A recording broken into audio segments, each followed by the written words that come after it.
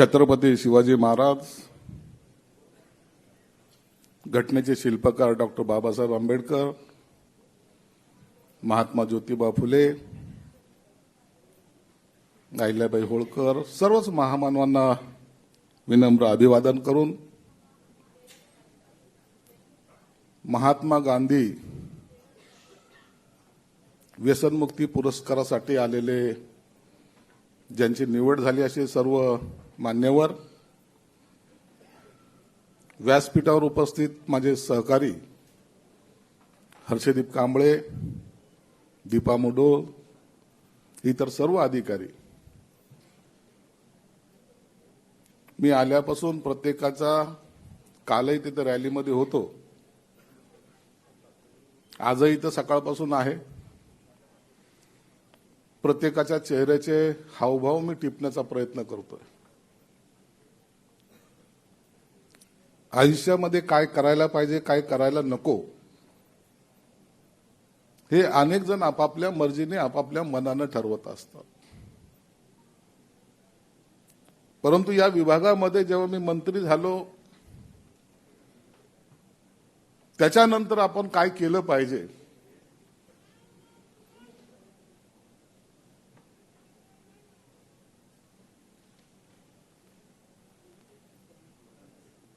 तुमच्या सर्वांचा कालचा उत्साह पाहून, काही बातम्या पाहून मी अनेकाला निमंत्रण दिलं की चला आपण या पुरस्काराला तुम्ही पण या. समाजामध्ये काम करताना अनेक वेळेला काही ज्या अडचणी येतात ना, ते तुम्हाला सांगता येत नाहीत, परंतु माणसाला एक छंद लागला तो ते काम करावंसे वाटतं की काहीतरी आपण रोज नवीन नवीन काहीतरी करावं. आणि हा जो पुरस्कार ठेवलेला आहे, आमचे मित्र राठोडजी या ठिकाणी आलेत, आमदार आहेत, त्यांचे स्वागत. काही क्षणामध्ये रामदास आठवले येत आहेत, म्हणून तुम्हाला कविता ऐकायला मिळणार आहे.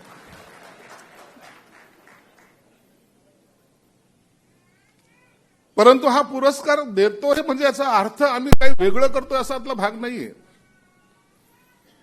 शासनाने तुमची नोंद घेतली, परंतु ती नोंद घेताना सुद्धा माझ्या डोक्यामध्ये आणि माझ्या सहकार्याच्या डोक्यामध्ये कल्पना होती की आपण वेगळ्या पद्धतीने केलं पाहिजे. मी काल काही लोकांना भेटलो, एक जण तर रडायच लागला. म्हणलं काय झालं? म्हणे साहेब अशी व्यवस्था पाहिली नाही. म्हणलं रात्री झोप तरी आली का नाही? एक दोन जण असे भेटले, ते साहेब म्हणून तुम्ही अशा ठिकाणी ठेवलं की रात्री मग आम्हाला झोपच नाही आली. कोकणाचा माणूस हुशार होता, त्याने सगळा शॅम्पू डोक्याला टाकून घेतला. मी सुद्धा एखाद्या वेळेस पहिल्यांदा जेव्हा आम्ही जायचो ना अशा मोठ्या हॉटेलमध्ये, तर त्या टायमाला सकाळचा नाश्ता तुम्ही पाहिला असेल, आपल्या नशिबात कधी नव्हता हा. ते एवढे पदार्थ ठेवतात, खायचं नसतं आपल्याला, एवढं आपण उगाच चाखायचं असतं. ह्याच्यात कशी टेस्ट आहे त्याची कशी टेस्ट आहे. जिभेचे चोचले ज्याला म्हणतात, तर त्या मोठ्या हॉटेलमध्ये आपल्याला पाहायला मिळतात. मी सुद्धा नवीन नवीन जेव्हा हॉटेलमध्ये झालो ना, हर्षदीप कांबळे साहेब, तुम्ही आयएस अधिकारी, तुम्हाला तर कोणत्या हॉटेलमध्ये कधी जाता तुम्ही, परंतु आमचे राजकारणी लोक किंवा असे लोक लय कमी जातात. मी नवीन नवीन हॉटेलमध्ये जायचो ना, तर पहिले शॅम्पूच्या छोट्या बाटल्या असायच्या. त्या कोकणवाल्याला सांगतो, मी पण दोन गपचूप आपल्या ह्याच्यात बॅगमध्ये टाकून घ्यायचो.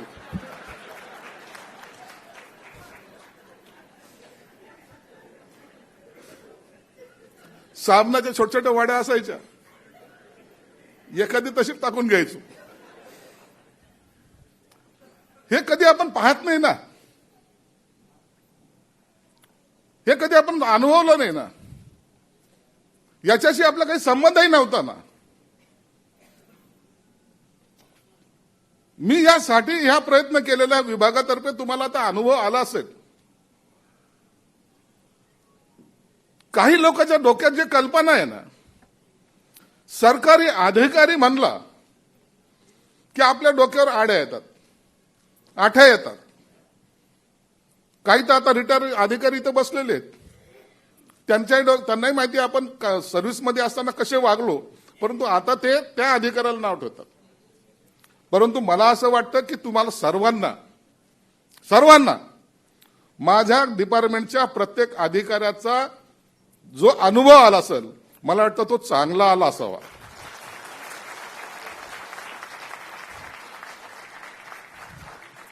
अरे सन्मान करताना तुम्हाला कंजूसी कसली? तुम्हाला सन्मान करायचा आहे ना, मग त्याच्यासाठी त्याला तेवढाच सन्मान तर द्या. मी माझं एक पत्र तुमच्याकडे आलं असेल घरी, माझा अधिकारी घेऊन आला असेल, तो आयुष्यातला सर्वात मोठा क्षण तुमच्यामध्ये होता का नाही त्या दिवशी? माझ्याकडे एक सरकारी अधिकारी येतो, एक पत्र घेऊन येतो आणि तुमची निवड झाली म्हणून सांगतोय. वेगळं महत्व आहे, वेगळा आनंद आहे. तुम्ही काय आहात सोडून द्या, तुम्ही काय करता सोडून द्या. तुम्ही कधीतरी अर्ज केलेला तर मला सांगायला आनंद वाटेल. एखादा जण असेल त्याची मी शिफारस केली असेल, मी एकाचीही शिफारस केली नाही. तुम्हालाही माहिती आहे ही निवड तुम्हाला तुमच्या योग्यतेमुळे केलेली. कुणालाच मी तर ओळखत नाही, कुणाला किती लोक आहेत त्यांच्यातले एक दोन जणांना ओळखत असेल. परंतु हे निवड करताना सुद्धा माझ्या अधिकाऱ्यांनी ज्या पद्धतीने काम केलं, हे करताना म्हणतात ना, घरातला माणूस जर चांगला असेल ना तर बाकीचं कुटुंबही चांगलं असतं. तुम्ही मला अनेक वेळेला टीव्हीवर पाहिलं असेल, बोलताना खडूस बोलतो, परंतु मी प्रेमळ आहे एवढं लक्षात ठेवा. परिस्थितीनुसार बोलावं लागतं. परंतु मी हा सन्मान देताना मग आमच्या अधिकाऱ्यांनी आम्ही ठरवलं, मागे आम्ही बाबासाहेब आंबेडकर समाज भूषण पुरस्कार जेव्हा दिला ना, याच पद्धतीने दिला. तुम्ही ज्या हॉटेलमध्ये थांबले त्या ठिकाणी देशातले क्रिकेटर, मोठमोठाले क्रिकेटर थांबलेत, आणि त्या हॉटेलवाल्याला सुद्धा कळालं की हे लोक कुठून आलेत. क्रिकेटरची गर्दी वेगळी, आपली गर्दी वेगळी, आपली शान कुछ और ही थी.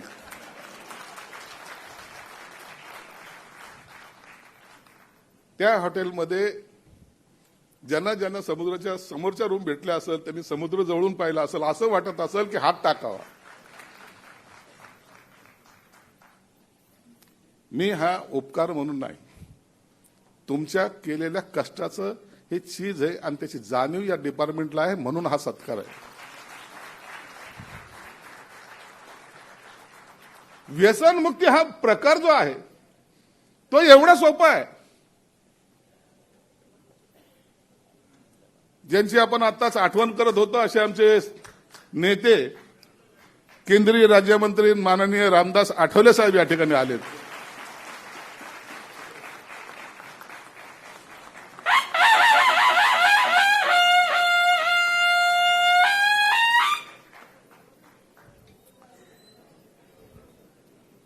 आता येईल खरी मजा.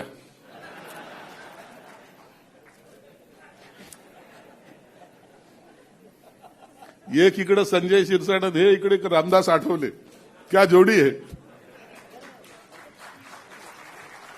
आणि म्हणून व्यसन मुक्तीच्या ह्याच्यात अनेक संस्था मी या ठिकाणी समोर पाहतो, भंतेजी आहेत, ब्रह्मकुमारीचे काही लोक आहेत, काही आणखी भजनी मंडळी आहेत, वेगवेगळे आहेत, सतपाल महाराज आहेत. बरं झालं ते आज चांगले बोलले माझ्याबद्दल. महाराज लोक राजकारणाबद्दल चांगलं बोलतात हे मला पहिल्यांदा कळालं. नाही तर वाईट किती आहेत हे सांगायचा पहिला प्रयत्न असतो. नका लागू रे त्या राजकारण्याच्या नादी, झाली आमची वाट लागली समजायची. परंतु हे व्यसनता जे आहे, ज्या क्षेत्रात तुम्ही काम करतात ना, त्याला एक वेगळं महत्व आहे. आजकाल तुम्हाला सांगतो, पहिले एखाद्याचा खून करणं, एखाद्याचे हातपाय बांधणं, एखाद्याला रेल्वेच्या ट्रॅकवर झोपवणं, अशा प्रकारचे खून व्हायचे. माझ्या वडिलांनी मला एकदा सांगितलं, बेटा ही पद्धत आता बदललेली आहे. एखाद्याचा खून करायचा असेल ना, मारायचं नाही त्याला, चांगली दारू पाजायची. किती दिवस पाजशील? 6 महिने कंटिन्यू पाज. 6 महिने झाले की ऑटोमॅटिक बंद करून टाक. 6 महिन्यामध्ये दारू पिता पिता त्याला इतकी सवय होऊन जाईल. तू ब्रँडेड दारू पाजली होती, तो ऑटोमॅटिक पहिले ब्रँडेड घ्यायचा प्रयत्न करेल, नाही जमलं तर देशीवर येईल. आणि त्याचा दिनचर्या सुरू होईल, सकाळी उठला का देशीवर जाणे आणि घरी येणे. काही कालानंतर, 1-2 वर्षांतर तो तसाच मेलेला असेल. दुश्मनी काढायची गरज काय?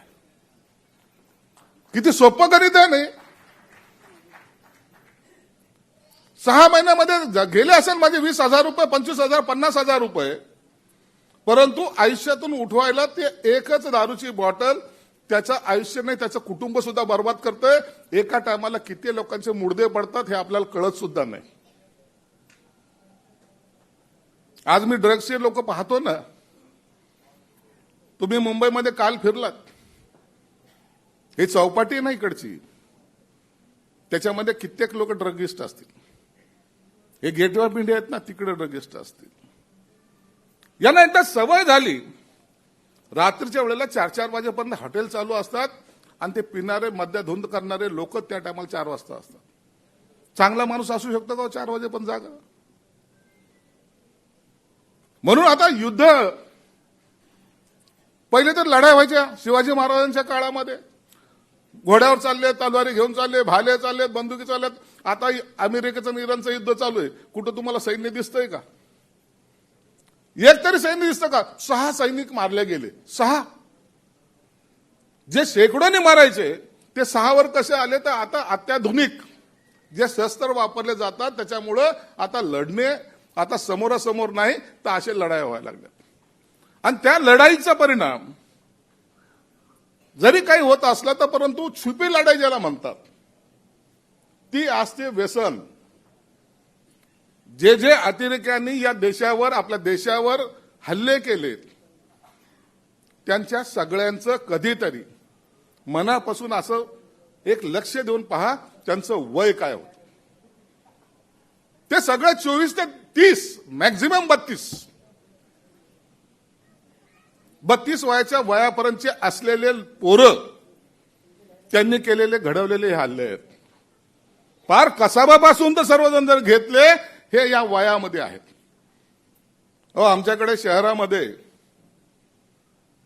एकाने चोरी केली, त्याला पोलिसांनी पकडलं.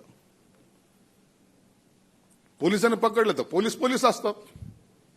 त्यांनी त्यात दिले 2 थोबाडे ठेवून चांगल्या. तो नशेत होता. तो काय गोळ्या बटन जे चालू आहे ना आजकाल, त्याचा तो अधीन होता. पोलिसांनी जोरात एक दिली. हा पट्ट्या काय करायचं माहिती का? एक, याला कळतच नव्हतं पोलिसवाल्याला काय चाललं याचं. एक म्हणायचं तो. दुसरी पोलिसांनी दिली की 2. अरे, पोलिसांनी हात जरी उगारला तर आपल्यासारखा माणूस थरथरायला लागतो. आणि त्या पोलिसांनी त्याला 2 दिल्या तर तो 2 म्हणतो. 3, 4, 5 म्हणला. अखेरला पोलिसाला प्रश्न पडला की हा काय करायला लागलाय. ते म्हण, तू मला कितीही मार, मला काही होणार नाही, परंतु मी जेव्हा सुटल, हे 5 मारलेस मी तुला 10 मारीन. बघा हिम्मत कशी. तुम्ही तुमच्यातलं कोणी एखादं म्हणू शकतो असं? शक्य आहे आपल्याला? पोलीसवाला घाबरला की खरंच आहे पागल तर नाही झाला. आपण 5 मारले तर तो म्हणतो सुटल्यानंतर 10 मारेल. याचा अर्थ असा होतोय की याची मानसिकता ठीक नाही. त्याचं मेडिकल केलं तर तो ड्रगिस्ट निघाला. मला फोन आला, साहेब म्हणे तो जो चोर पकडलाय ना, मी पालकमंत्री ना जिल्ह्याचा, म्हणे याला किती जरी मारलं ना काही फरक पडणार नाही. एखाद्या वेळेला त्याचा जीव जाईल पण तो काही वदवणार नाही. जे मिळालं ते ठीक आहे, याला मी आता जास्त कस्टडी घेऊ शकत नाही. एवढा अधीन झालेले लोक आहेत आता.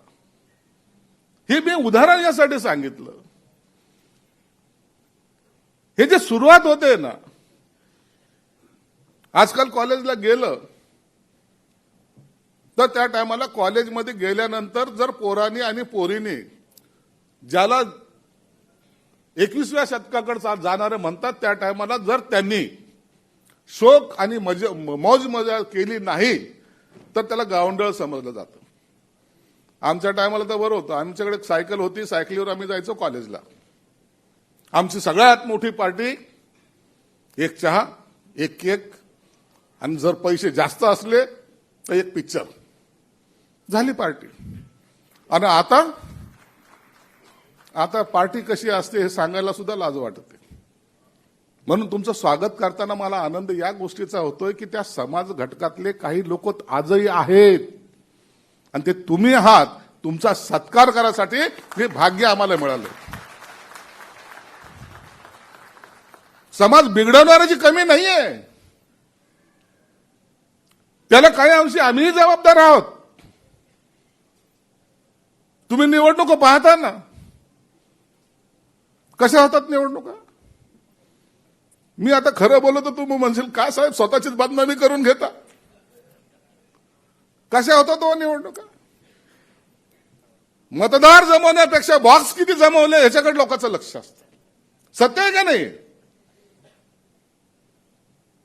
मग मी जर असं बोललो मंत्री असून तर तरी लोक म्हणतात पहा बदनामी करतात. अरे बदनामी नाहीये, पद्धत बदलत चाललेली आहे.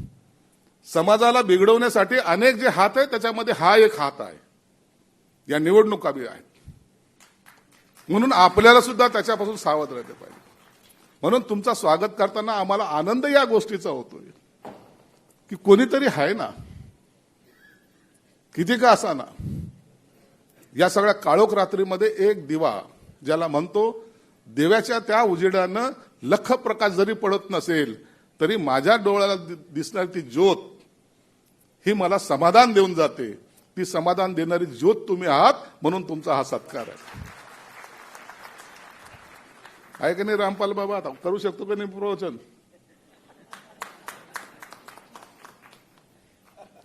म्हणून तुमचा सत्कार आहे. आज तुम्ही इथं आलात, मुंबईमध्ये आलात. मला माझ्या आयुष्यातला हा सर्वात मोठा क्षण आहे. अनेक मान्यवर आलेले आहेत. माझ्या आयुष्यामध्ये ठेवा ज्याला म्हणतो ना आपण, हा ठेवा आहे. तुमच्या प्रत्येकाच्या मनामध्ये एक चित्र मी छापून टाकलंय. आता एक चित्र तुमच्या मनाच्या कोपऱ्यामध्ये छापलं गेलं. आता तुम्हाला हे चित्र आता घरी गेल्यानंतर सुद्धा लवकर पुसलं जाणार नाही. तो गेटवे ऑफ इंडिया, ते ट्रायडन हॉटेल, तो असलेला समुद्र, ते असलेलं तिथलं आपला जेवणाची व्यवस्था सगळी व्यवस्थित झाली ना, काही प्रॉब्लेम, ते आदरातिथ्य. लग्नामध्ये सुद्धा लोक लग्न लागेपर्यंत सगळ्याला वेलकम करतात, नंतर कोण जेवलं कोणी पाहतही नाही. परंतु इथं मी माझ्या अधिकाऱ्याला सांगितलं की प्रत्येकाला त्याचा जेवणाची व्यवस्था व्यवस्थित झाली पाहिजे. अहो हे करताना काही गोष्टीची अडचण निश्चित मला पण येते, पण अडचणीवर मी कधी डगमगत नाही. मला आजच मिळालेलं सर्टिफिकेट, सत्कार तुमचा होतोय, सन्मान तुमचा होतोय, आनंद मला होतोय. मला आनंद या गोष्टीचा होतोय की माझ्या आयुष्यामध्ये मी या लोकांचा सत्कार करू शकतो. 3-4 वर्षापूर्वीचे हे पुरस्कार दिले नाही हो. या पुरस्काराने काय होणार आहे. कोणत्या जीवनामध्ये एवढा बदल घडणार आहे. कोणत्या एवढ्या त्या पैशाने काय होणार आहे. परंतु एक आठवण असते. एखाद्या बरोबर जर आपण एखाद्या सन्मानाने बरोबर जर फोटो जरी काढला ना, तो ठेवा असतो आपल्यासाठी. हा पुरस्कार तुमच्या कुटुंबासाठी एक ठेवा असणार आहे.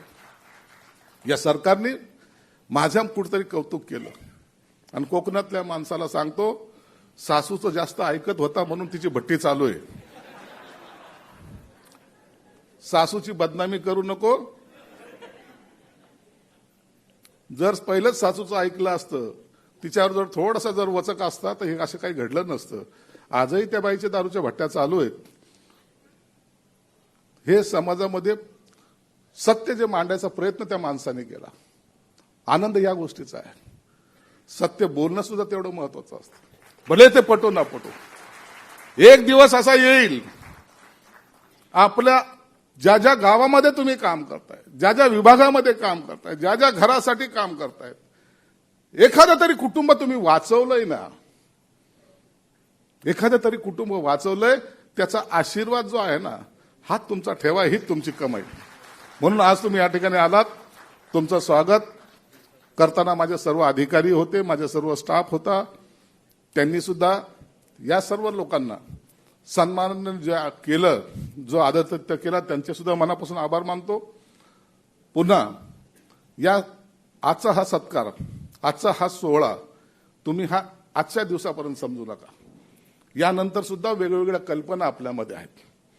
आता पुढच्या वेळेला जेव्हा हा सत्कार समारंभ होईल, त्या टायमाला ज्यांचा सत्कार होणार आहे त्यांच्यासाठी सुद्धा तुम्ही या कार्यक्रमाला यायचंय, हे आताच तुम्हाला निमंत्रण आहे.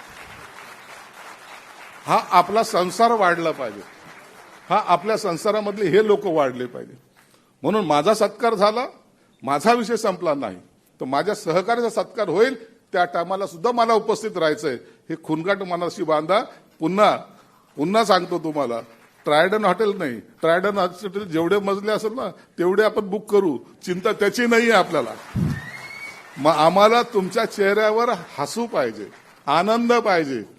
ह्या आनंदाचंच फळ आम्हाला आज हिंमत देते, ताकद देते. आणि ह्या ताकदीच्या जोरावरच आमच्यासारख्याचं छोटं मोठं समाजकार्य चालू असतं. म्हणून तुमचं पुन्हा एकदा मनापासून या ठिकाणी आभार मानतो. धन्यवाद. जय हिंद, जय महाराष्ट्र. एबीपी माझा, उघडा डोळे बघा नीट.